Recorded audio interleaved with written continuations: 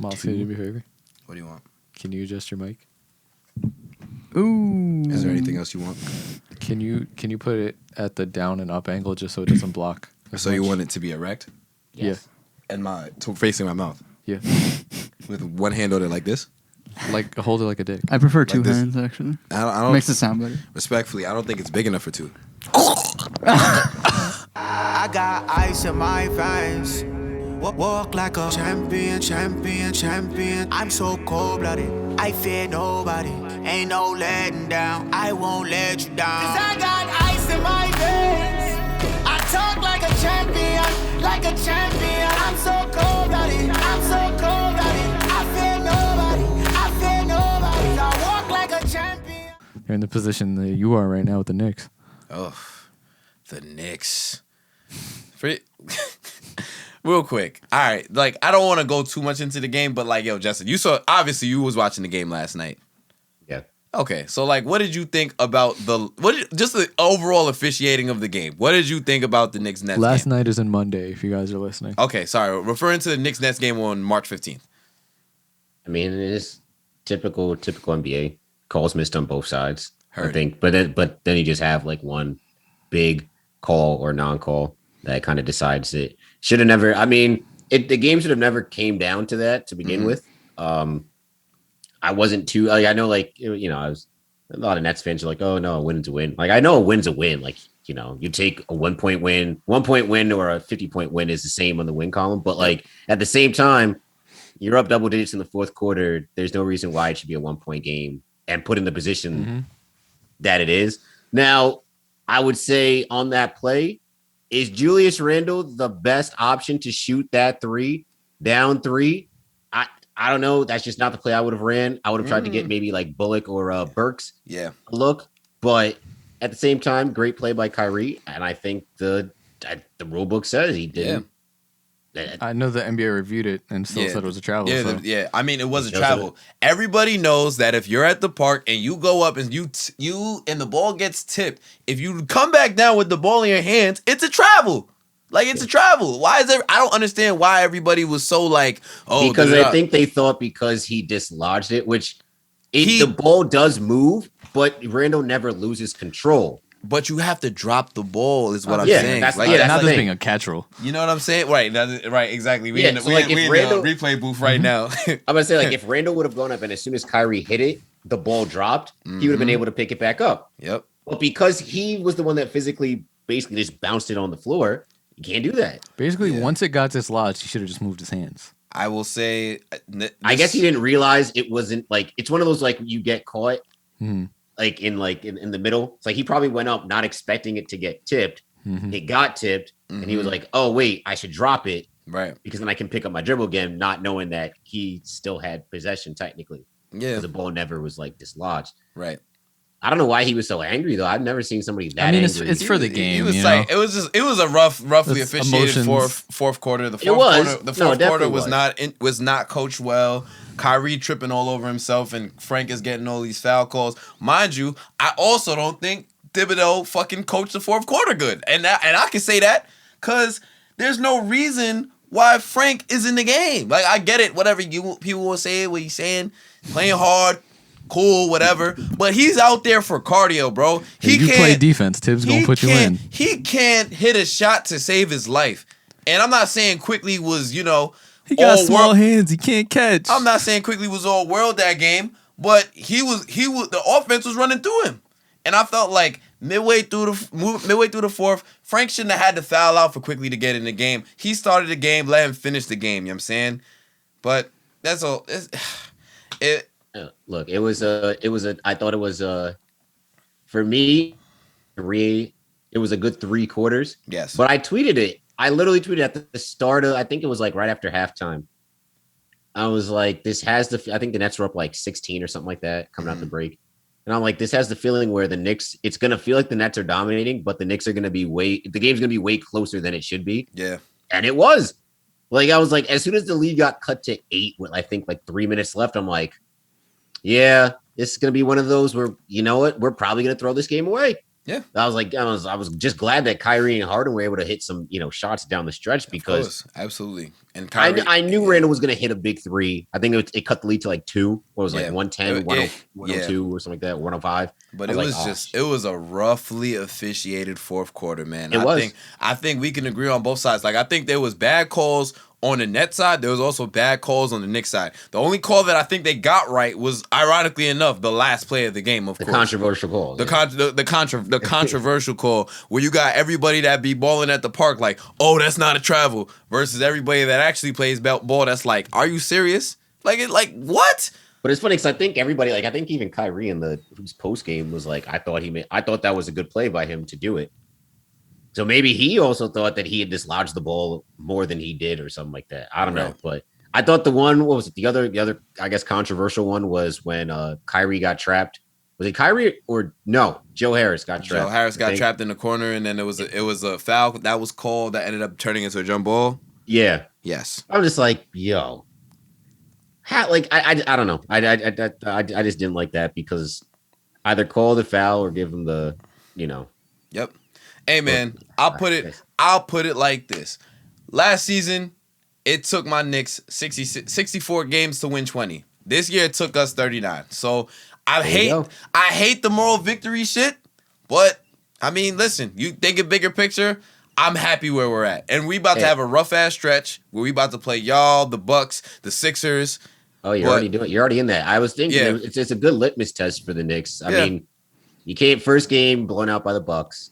All right. Then you go play the Nets. And they made it a closer game then. So I think that, honestly, I would say that's a win in itself. I mean, not in the column, but a moral victory. Moral victories, but you know. Currently playing the Sixers, and I know it's kind of tainted.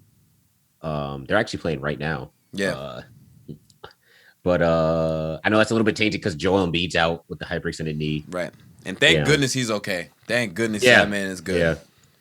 But the Knicks, I would say, if coming away from that game, you're happy with where the state of basketball in New York is going to be because you have the Nets who are title contenders. Yep. And you have the Knicks who are slowly but surely building themselves up and clawing out of the pit known as dysfunction. Yep. And that's why I don't watch the game, but that's why I like the whole, you're like, Julius Randle was super upset. Because there's so many things that go into that. It's for the game. So, if he's like, I'm the leader of this team, messing up on the last possession hurts. But you're playing arguably the best team in the NBA, came back in the fourth quarter down 10. Then you add in New York rivalry that can actually start and actually be a thing if the Knicks are good. Well, hold up. I was told it was not a rivalry. That's what I said. It could start. If the Knicks are good, this can start. Because then it's just fun. So I think there's so many things that go into it, and I like Julius being so invested. I like shit like that. I like the passion. I'm not saying being an asshole about it, but I like shit like that. It's good. No, I thought I appreciate the passion. It was just kind of, I've never seen somebody that upset on a god, if it was like a foul call on him like late in the game or something like that, I'd understand it. But like a travel, I'd never seen anybody react like that. It was, I mean, he was mad. I mean, whatever. He gave Jeff Green a little, you know what I'm saying? This man gave this man pulled up his own Bobby Knight. Shit. Oh, Hell damn. He was wild. He was mad. Whatever. Knicks shit. Let's just, Knicks tape. Knicks tape, baby. Knicks fans want the passion.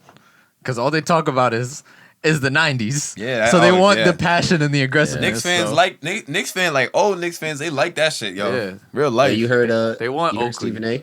What's what did our favorite I don't even know what to call him at this point. Sports anchor say? What did Stephen A talk about? He said the Nets don't want to see the Knicks in the first round series. Oh, really? And I'm sitting here just like off of. So you're saying this off of the strength of last night's game, right? Which, let's remember, going back 2 months ago, the day of the James Harden trade, the Nets played the Knicks with 9 players, no Kyrie, just Kevin Durant, right, and a bunch of scrubs that are still on our team that are okay now. Yeah. But I say scrubs because TLC was there. And he's a bum. Yeah. Is he still on your team? TLC not even in the rotation no more. Oh, he hasn't. No, he played. He got him for like 2 minutes. Yeah. And JT had the tweets queued. He had his drafts ready. Right. I had him. No, he's lucky I was out at an establishment and not very, very focused in. You was out. You was out the back door. Exactly. But yeah, I just don't understand how you can make that take of the Nets don't want to see the Knicks in a 7 in the first round when the biggest thing is the Nets still don't have arguably the best player in basketball, which is Kevin Durant. One of my friends said one of the craziest things. He said, "Yo, when KD comes back, it's gonna fuck up the chemistry." I said, "What? Wait, who said that?" Don't matter. That didn't make any sense. It don't even matter. They said the same shit when James Harden got traded. He was like, "Oh, he's gonna mess up the chemistry." Look, the Nets have had the second best record since the trade. 13-1. Like 13-1. It's unbelievable how great the Nets have been. But yeah, it's like, all right, the Nets going. But we've seen him. We literally that's KD's whole MO. He can't mess up chemistry. Nets, he's a stem cell. Nets are the best team in the NBA. That's it. That's a tweet.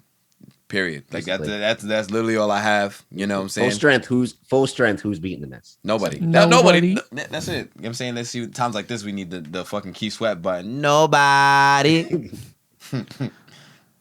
I mean, that's it. Granted, I will say I feel like no one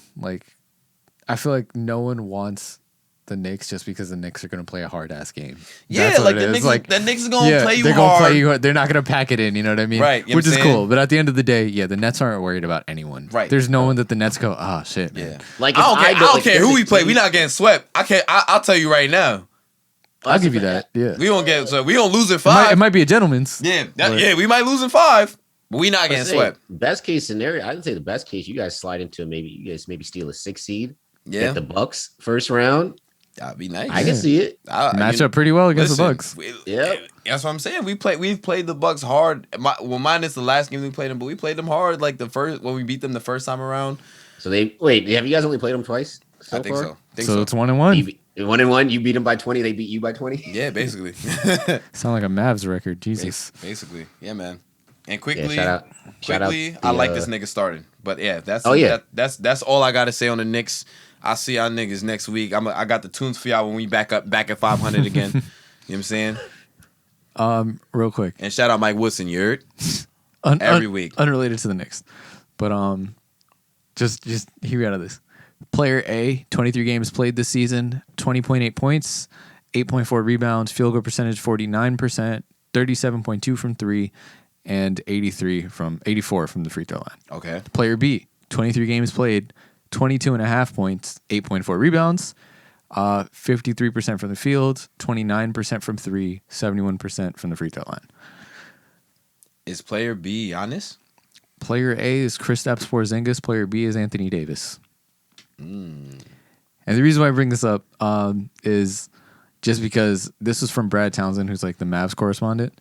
But like for some reason, I'm not going to say for some reason, but like JT, I feel like this probably has happened to you over the course of like in the Nets fan base. People hate Porzingis right now. And I feel like it's simply because he was in trade talks. Mm-hmm. So it's like people are just talking mad shit. Yeah, get out of here. But it's like Mavs fans. Yes, like it's like there's a divide in like Mavs fans where it's like actual Mavs fans who are just like, yo, let him live right now. He's finally like he's been cooking since he's come back. He's finally getting healthy. You know what I mean? Yeah. Like even since the All-Star break, he has looked better on the defensive end, which was the real worry. This man's 7'3", bro. He got soft knees. You know what I'm saying? You gotta give him time to recover. But it's like you're saying like people. He's getting so much shit. Yeah, he's played the same amount of games as Anthony Davis, and Anthony Davis is currently out. That's what I'm saying. So it's like, I definitely feel. I don't know if you guys have thoughts on players being out and things like that, and just perceptions on the league. But like, I just think it's such a wild thing where it's like once there was an idea that Kristaps Porzingis can be traded for, and again, anyone on the Mavs roster outside of Luka can be traded for. Mm-hmm. Will it happen? No. Like it's literally if you can somehow give us a deal that blows us out of the water, which is it's not gonna happen. But ever since then, it's like everyone's like, fuck Porzingis. You need to trade him for the next person. Where it's like again, relax. I love Zach LaVine. I just don't think he's a good fit next to Luka. Yeah. If we could somehow manage all three, that's different. Impossible though. Like and then with that, just the other update on trade news is Bradley Beal is officially off the table. Oh, well, good. I mean, he wants to stay. I mean, listen, when you got a player like Bradley Beal that does everything you ask for, you're in like a smaller market. You know what I mean? Like, fuck that. If I'm the Wizards, I do the right thing and don't re-sign him in free agency. I mean, if he wants to come back, he wants to come back. No, you know do what's best for him. He's ruining his own career. Well, do what's best for him. Yeah, because when is the team? When do team? How often do teams do what's in the best interest of a player? No, that's what I'm saying. I mean, shit. Look at the Magic. How long have they been ruining Aaron Gordon's career? Vucevic. Have they been ruining it, or has Aaron Gordon been ruining it? I think it's a mix. I feel like of it's both. a combination of both. Yeah, right. But I also think Aaron Gordon has become a better basketball player from where he was before. You know what I mean? Like he was just an athletic defensive wing, and has turned himself into more of a complete player. But it's like at the end of the day, the Magic still think they got to tear it down. They got to do something. You know what's funny? It's like for me with Aaron Gordon, I feel like Aaron Gordon is kind of what Blake Griffin was his first year with the Pistons after he got traded. Mm-hmm. Like because he turned into. I mean, Aaron Gordon's always had a more consistent shot than Blake, yes, but their games are pretty much similar, right? From when when Blake was with the Pistons and when Aaron Gordon is with the Magic. He's kind of the same player. I get what you're saying, but I don't necessarily agree. It's like there's nothing that Aaron Gordon does, like not to say well, because he does a lot of things. Like there's nothing that's too like astounding that Aaron Gordon does. That's why I never really understood the fascination between with him and Nets fans like trading for him. Because he's a good player. He's an all-star caliber player if he's playing at his best, but at the same time, he's not. I also think it's just you're banking on the fact that he's still super young and you can still develop him. Yeah, man. Young talent is everything. And he just helps. Like he can guard like 2 through 4, maybe 5, depending on the lineup. Yeah. I mean, I just want him for wing depth and defense. And then also you have to respect the 3 at some point. I always wanted Aaron Gordon on my team, but but with the Magic, think about it. Mo Bamba doesn't do anything for that team. I forgot. Exactly. Yeah. Mo Bamba was the number 6 pick in the draft. Yeah, but he was also that's organizational shit. He's also been doing with the COVID stuff for the past But even before this year, they haven't done anything with him. And when they drafted him, they still had a bunch of bigs. I think they still had Bismack Biyombo. They have it just doesn't make sense. That's the organizational Bamba, folly. Isaac Birch. Yeah. That's what I'm saying. Where's the minutes going to come from? And this is someone who, like I said, was drafted 6th above people like Colin Sexton. They're constantly searching for guard shit. Mikal Bridges, shy. Like the amount of people that could have been drafted there, you know what I mean? Yep.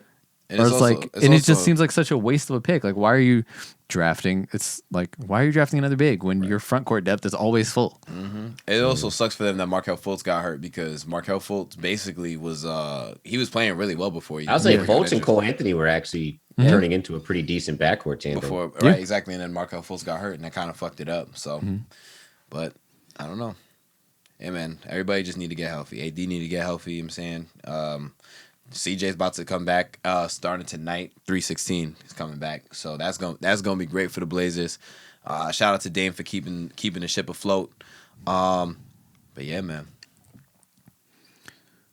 Yeah. I can't wait for CJ to be back, man. I love CJ. I wish he didn't get hurt so he could have been an all-star this year and he really would have been. But I'm excited. Especially in the West, he would have been. I'm excited for what the Blazers can be with him being back. And yeah, I mean, it's gonna be good. The way that teams are gradually starting to get healthy, we still have the trade deadline is next week. So there's a potential for a lot of things. Indeed, I'm excited. I love that. It's crazy how the trade deadline's still next week. It's like I feel like we've been talking about trade things for I don't know, maybe I don't know if it's you guys, but to me this just felt like a really really long trade rumor window. Season. Yes, I agree. Normally the trade windows, normally the trade rumors for deadline shit starts the week before, and that's what I was saying. People were talking about trade deadline moves. We were talking about trade things in the last week of January. Yeah. Well, I mean that's really because that's when they announced that these motherfuckers were sitting people. Yeah, that Drummond and Blake weren't playing. You know what I'm saying? But Blake obviously got bought out. Now we're just waiting to see what happens with Andre and where he signs. So motherfuckers out here collecting dust, basically. Sports. I mean, that's pretty much it, right? Yeah. Rest in peace, Marvin Hagler. Yep. Real life shit. Yeah. And with that, that's pretty much it here from Saratobi Sports. That's it for episode 81. Appreciate you guys for listening and watching. You can follow us at Saratobi Sports on Instagram and Twitter, and our YouTube channel, Saratobi Sports Podcast. Go subscribe, go like your vids, go tell a friend to tell a friend. And you guys can follow me on Twitter at Offended Normal. Guys? If y'all ain't hear it the first time, straight cash, homie. Hell yeah. It's your boy. Y'all can follow me on the gram, WorldWideWest_11. You know what I'm saying? Y'all have a good week. Y'all stay safe out here. Make sure y'all masking up. If y'all get vaxxed, you know what I'm saying? Good for y'all. And yeah, man. Black Lives Matter, as always. Yeah. That too. Yeah, so just remember, drink some water. And nematodes are people too. That's all I got. All right, we will catch y'all next week. I got ice in my veins. Walk like a champion, champion, champion. I'm so cold-blooded, I fear nobody. Ain't no letting down, I won't let you down. 'Cause I got ice in my veins. I talk like a champion, like a champion. I'm so